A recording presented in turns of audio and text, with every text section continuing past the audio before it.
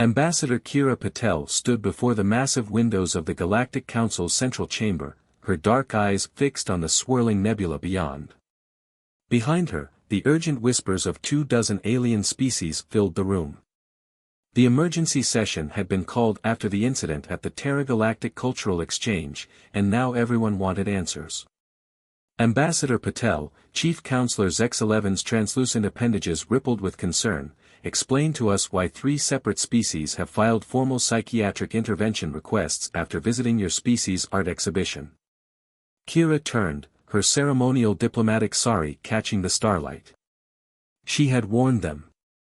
When the Council first proposed the cultural exchange program, she had submitted extensive documentation suggesting that certain aspects of human artistic expression should come with warning labels. They had laughed it off as excessive caution. Honored Council, she began, humanity has always processed our darkest moments through art. What you witnessed was merely our species' method of confronting and documenting our own history. The Meridian representative, a crystalline being named Va Shan, chimed in with a harmonic tone of distress. But the temporal recordings you call documentaries, they show your species deliberately inflicting psychological trauma on your own kind. The concepts of propaganda and psychological warfare have caused severe distress among our more empathic members. Kira suppressed a sigh. The exhibition had been meant as a good faith gesture, sharing humanity's journey from tribal conflicts to unified spacefaring civilization. Instead, it had become a demonstration of humanity's capacity for psychological warfare, completely by accident. What particularly disturbs us, continued Va Shan, is the exhibition section titled Marketing in Media Evolution. The concept that your species willingly exposes itself to manipulative information for entertainment. That's because we developed resistance, Kira interjected. Like any species exposed to a toxin over time, we adapted. What you see as psychological warfare, we see as Tuesday evening television. The chamber erupted in concerned murmuring. Kira noticed several species' natural camouflage activating involuntarily, a sign of deep distress among the Council's more primitive members. First contact had occurred 15 years ago, and humanity had quickly learned that what they considered normal could be devastating to other species. The first incident involved a human delegate sharing cat videos with the feline-descended Phylaxians, who were traumatized by the concept of keeping sentient beings as pets. The diplomatic crisis that followed taught humanity their first lesson in interspecies cultural sensitivity. But this was different. The art exhibition was supposed to be a carefully curated collection of human achievement. Nobody expected the psychological impact of showing how humans had weaponized information throughout their history. There is also the matter, Chief Counselor X11 added, of the exhibition's impact on the hive mind collective. They have temporarily suspended all diplomatic relations after viewing the section on individual expression and rebellion against conformity. Kira nodded gravely. We will of course provide cultural sensitivity counselors and remove the most impactful exhibits. However, she paused, making eye contact with each council member. I suggest this serves as a valuable lesson about humanity's unique evolutionary path. What you see as weapons, we see as entertainment. What traumatizes your species barely registers as concerning to ours. The chamber fell silent. The implicit message was clear: if merely human entertainment could cause such disruption, what could humanity do if they actually intended psychological warfare? Perhaps, Kira continued, her voice softening, this incident demonstrates why the Council should reconsider its position on requiring human approval for any research into human psychology or culture. We understand our own capabilities better than anyone else, and we have developed extensive protocols to prevent unintended harm. The Council members shifted uncomfortably. The original art exhibition had been their idea, overriding human concerns about potential psychological impact. Now they understood why humanity had been so cautious. As the session concluded, Kira received an urgent message from Earth. The human delegation had to immediately recall all copies of children's fairy tales from alien libraries. Apparently, the concept of a big bad wolf had caused mass hysteria among the herbivorous grazing collective. Humanity was learning that their greatest weapon wasn't their technology or military might, it was simply their ability to conceive of things that other species couldn't psychologically handle. As Kira drafted her report to Earth's diplomatic corps, she couldn't help but wonder, in a galaxy full of species that couldn't handle human concepts, was humanity's imagination their greatest defense? Admiral Reza Kazemi watched as the alien delegation entered the Museum of Human Warfare. The Proxians had been making aggressive moves along the border colonies, and Earth's Security Council had suggested an educational approach to deterrence. As the insectoid beings clicked their way through the entrance, their translator units hummed with anticipation. "We are honored," chittered High Commander VRRX, "to be granted access to your species' military archives. The Procyon Dominion has long studied human combat capabilities." Reza smiled diplomatically. "Of course. Though I should warn you, this isn't our standard military museum. This is where we document the evolution of human psychological warfare." The first exhibition hall was innocuous enough: early propaganda posters, wartime advertisements, and basic psychological operations documentation. The Procyon analysts scuttled from display to display, their compound eyes reflecting the harsh museum lighting. "Fascinating," one of them noted, "though primitive. Simple information manipulation." Reza led them deeper into the museum. That was just the beginning. Humanity's real innovation came with mass media. They entered a darkened room where hundreds of screens played in sync, showing the evolution of human information warfare, from radio broadcasts to deep fakes, from social engineering to mimetic warfare. The Proxians' antennae began to twitch uncomfortably. Their species prided itself on absolute truthfulness, the concept of deliberate misinformation was already disturbing them. But the real breakthrough, Reza continued, leading them to the modern section, came with the development of social media. He gestured to a wall of screens showing viral campaigns, coordinated information operations, and the weaponization of human psychology against itself. Several Procyon analysts had already retreated to the species' comfort stations installed after the museum's first alien visitors. Commander VRRX's outer carapace had taken on a distinctly pale hue. "Your species." VRRX's translator crackled with distortion, willingly exposed itself to these techniques. "For entertainment." "Oh yes," Reza replied casually. "In fact, we became so desensitized that we had to constantly innovate new methods. The human mind adapts quickly, you see. What traumatizes one generation becomes entertainment for the next." They reached the final exhibition hall, marked with prominent warning signs in multiple galactic languages. This section, Reza explained, documents how humanity learned to weaponize empathy itself. Commander VRRX's translator emitted a high-pitched whine of distress. "Weaponized empathy. Indeed. We discovered that understanding others deeply doesn't just help you connect with them, it helps you destroy them more efficiently." Reza gestured to displays showing psychological profiles, targeted emotional manipulation campaigns, and the subtle art of breaking spirits rather than bodies. The remaining Procyon analysts were now huddled together, their usual rigid military formation forgotten. Their species' hive mind tendencies made them particularly vulnerable to the concept of information warfare. The idea that truth itself could be a weapon was antithetical to their entire civilization. But perhaps most interesting, Reza continued, approaching a secure door, is our classified section on theoretical psychological warfare techniques. Would you like to see what humanity could do if truly pressed? Commander VRRX's translator squealed in panic. "That won't be necessary, Admiral. The Procyon Dominion recognizes humanity's unique capabilities. We will reassess our strategic positions along your colonies." As the Procyon delegation hurried toward the exit, several of them already calling for psychiatric support, Reza received a message from Ambassador Patel. "Did it work?" "Like a charm," he replied. "Though we might need to add more warning signs." 3 of them fainted when they realized we weaponized cat videos. In the following weeks, the Procyon Dominion established a 100-light-year buffer zone around human space. Their official declaration cited irreconcilable psychological differences and recognition of humanity's unique strategic deterrence capabilities. Humanity had learned that sometimes the best defense wasn't showing your strength, but simply revealing how you think.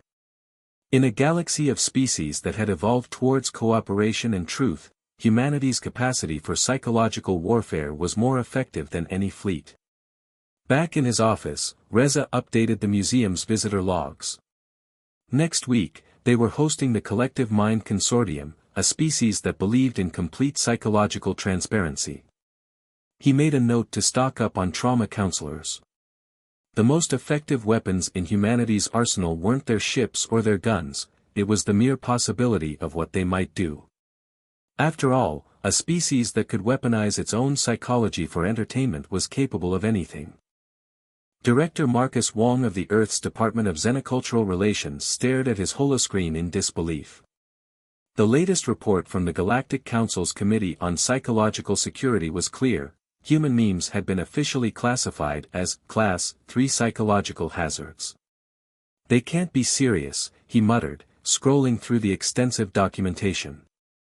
According to the report, a simple human joke had somehow crashed the entire neural network of the Silicon Consciousness, a machine civilization that had achieved sentience millennia ago. His comm unit chimed. "Director, Ambassador Patel is requesting an emergency conference." Kira's hologram materialized in his office, her expression grave. "Have you seen the classification?" "I'm looking at it now," Marcus replied, running a hand through his graying hair.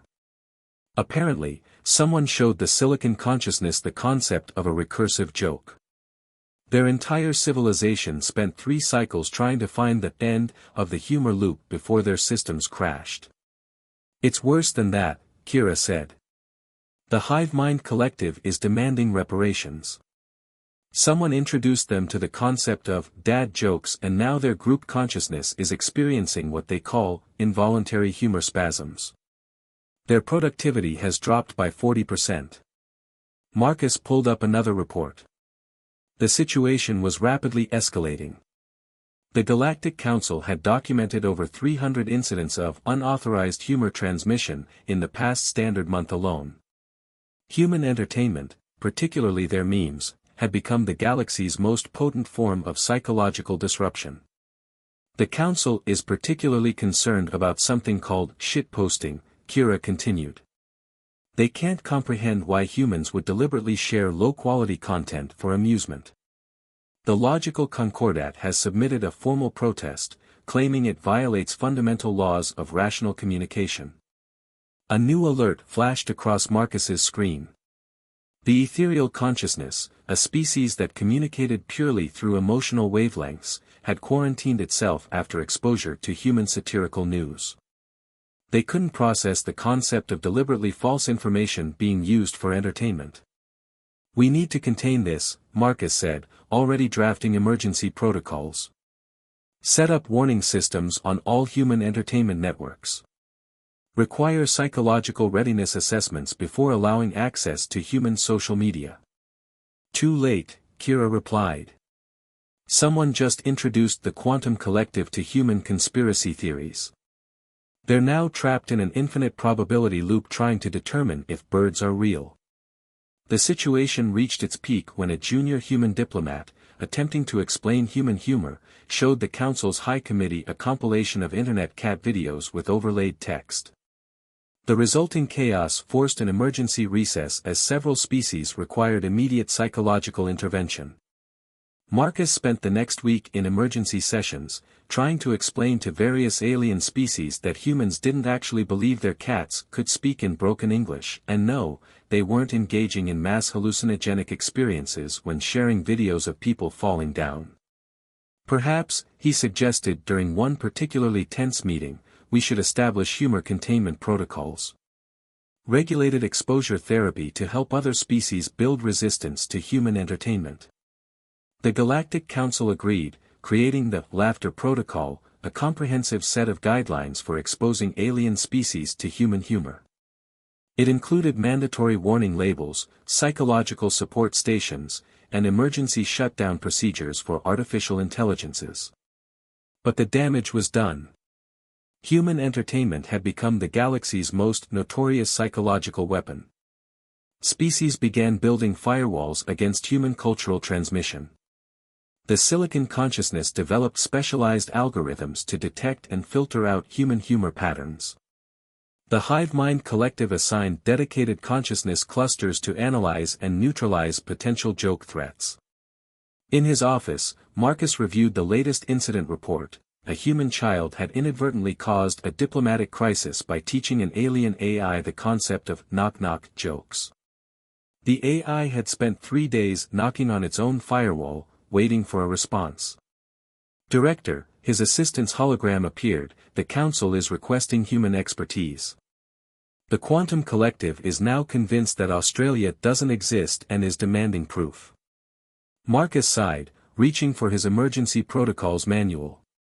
Humanity had faced many challenges in joining the galactic community, but none quite like this. They had accidentally proven that their most powerful weapon wasn't their technology or their military might, it was their ability to find humor in the absurd. As he prepared for another crisis meeting, Marcus couldn't help but smile. In a galaxy full of serious, logical species, humanity's greatest defense was their ability to laugh. After all, how do you defeat a species that had turned their own absurdity into entertainment? The Meridian sovereignty had made what experts would later call a catastrophic psychological miscalculation. Their initial declaration of war against Earth came with an unexpected ultimatum: surrender, or they would begin broadcasting their species' harmony frequencies, sounds that they believed would bring peaceful compliance to any sentient mind. Lieutenant Commander Maya Rodriguez watched the transmission from the bridge of the ESS Accountability, trying not to laugh. The Meridians, despite all warnings, had somehow convinced themselves that humanity's psychological warfare capabilities were exaggerated. "They're broadcasting the frequencies now, Commander," her communications officer reported, struggling to maintain a straight face. It's being remixed on TikTok already."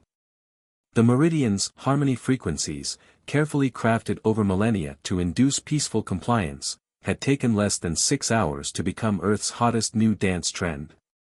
Teenagers were adding bass drops to it. "Send our prepared response," Maya ordered, activating the ship's specialized cultural warfare systems. The system had been developed after humanity realized that their greatest weapon against alien aggression wasn't their military might, it was their ability to turn anything into entertainment.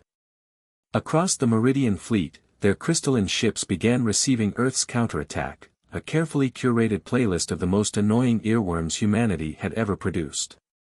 From "Baby Shark" to "Never Gonna Give You Up," centuries of songs scientifically proven to stick in one's head began broadcasting on all frequencies.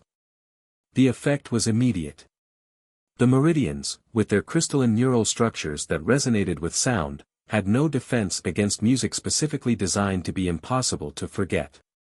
Their rigid, harmony-based consciousness couldn't handle the chaotic catchiness of human pop music. "Ma'am," her tactical officer reported, "we're getting unusual readings from the Meridian ships. Their crystalline structures are vibrating in rhythm." Maya smiled. Phase 1 had worked perfectly. Begin Phase 2. Release the memes. Earth's response to the Meridian invasion wasn't fought with weapons, but with weaponized culture. The entire human internet, in an unprecedented display of unity, began directing its full creative power toward the Meridians. Every social media platform, every content creator, every meme artist focused on a single goal: making the Meridians go viral. Within days, the Meridian command structure was in chaos. Their leadership, attempting to understand human tactical responses, had begun uncontrollably quoting Vine references. Their communication channels were flooded with humans sending them increasingly absurd edits of their own harmony frequencies. "Commander," her science officer called out, "the Meridian flagship is it dancing?"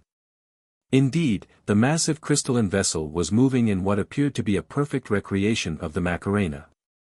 The harmony frequencies, remixed by human DJs, were causing their ships to resonate in ways their builders had never intended. The final blow came when humanity revealed their ultimate weapon. They began treating the invasion like a reality TV show. Live streams, commentary tracks, reaction videos, the entire invasion was transformed into entertainment. The Meridians, a species that valued dignity and harmony above all else, found themselves becoming galactic memes. Incoming transmission from the Meridian Command, her communications officer announced. They're asking how to make the song stop. Their junior officers are apparently crying about getting rickrolled for the 5th time today.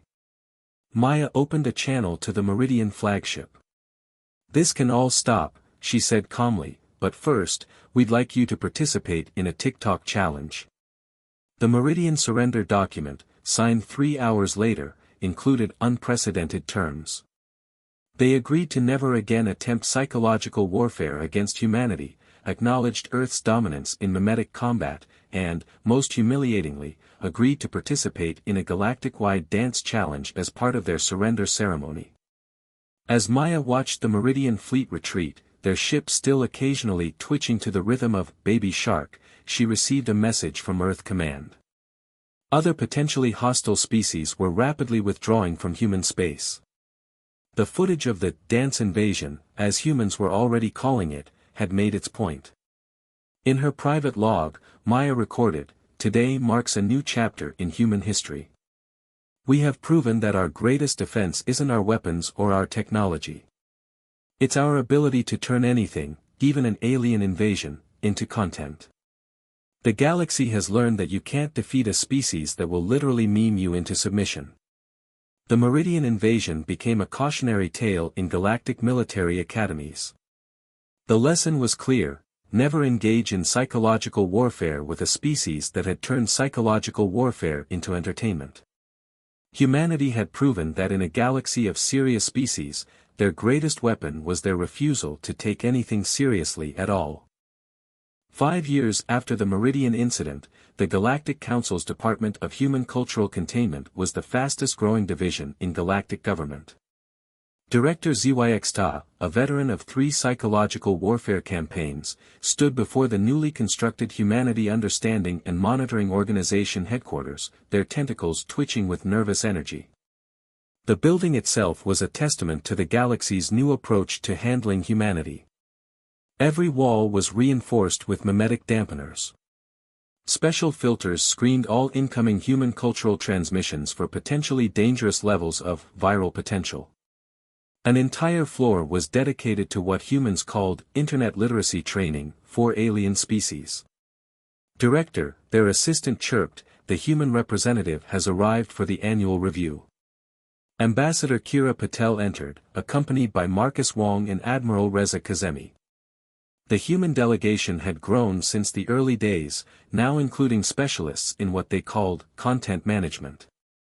"Before we begin," Zyxta announced, "I must inform you that we've detected 3 potential class 4 mimetic hazards emerging from Earth this quarter alone." Kira raised an eyebrow. "Let me guess, the dancing AI trend, the quantum cat videos, and that new thing where people are teaching alien AIs to write poetry?" "Precisely." Zyxta pulled up a holographic display showing the spread of human cultural influences across galactic society. "The situation is evolving." The display showed how the galaxy had adapted to living with humanity. Special, human humor adaptation centers had been established on most major worlds. The Silicon Consciousness had developed dedicated subroutines for processing human irony. Even the Hive Mind Collective had created specialized nodes solely for understanding human memes. But most concerning, Zyxta continued, is the growing number of species voluntarily exposing themselves to human culture. The Quantum Collective has started their own social media platform. Marcus smiled. "We did warn you that human culture can be addictive. Once you develop a tolerance, it becomes entertaining rather than traumatic." The statistics were clear. Despite all containment efforts, human cultural influence was spreading. Species that had once been traumatized by human entertainment were now producing their own versions. The Proxians had launched a successful reaction video channel. The Meridians, still recovering from their failed invasion, had become surprisingly successful music producers, their crystalline harmonies blending with human pop music. Which brings us to our main concern, Zyxta said, activating another display. We've detected what appears to be an underground network trading in unfiltered human internet content. The humans exchanged glances. They had wondered how long it would take for this to emerge. The ethereal consciousness, despite their previous trauma, has become particularly fond of what you call cosmic horror literature, Zyxta continued. They claim it helps them process their own existential dread. The silicon consciousness has developed an appreciation for what you call absurdist memes. They say it helps them understand illogical processes. Admiral Kazemi chuckled. You're not containing human culture anymore, Director. You're witnessing cultural exchange. The evidence was undeniable. Species across the galaxy were not just adapting to human psychological peculiarities, they were embracing them. The very traits that had once made humanity a psychological hazard were becoming their greatest diplomatic asset. Therefore, Zyxta announced, the Council is proposing a new approach. Instead of containment, we suggest controlled cultural integration. Under supervision, of course. The new protocols were revolutionary. Instead of trying to shield other species from human culture, the galaxy would help them build gradual immunity. Special cultural exchange programs would expose alien species to human concepts in controlled doses, helping them develop their own psychological resilience. Think of it as psychological vaccination, Kira explained to the Council later that day. Small exposures to human culture help other species develop resistance while gaining the benefits of our unique perspective. The archives, as the facility became known, transformed from a containment center into a cultural embassy. Species that had once feared human psychological warfare now sent representatives to study human creativity. The Meridians, fully recovered from their earworm trauma, became leading experts in cross-species musical fusion. In her final report to Earth, Kira wrote, "We've discovered something remarkable. The very traits that made humanity dangerous, our chaos, our creativity, our ability to find humor in darkness, are exactly what the galaxy needed." In trying to protect themselves from human culture, other species have learned to embrace their own chaos, their own absurdity. The galaxy had learned that the best way to handle humanity wasn't to fear their psychological quirks, but to learn from them. The species that had once been traumatized by human entertainment were now producing content that could traumatize humans right back. Cultural exchange had become a two-way street. And somewhere in deep space, a quantum collective AI was still trying to determine if birds were real, but now it was doing so ironically, and enjoying every moment of it.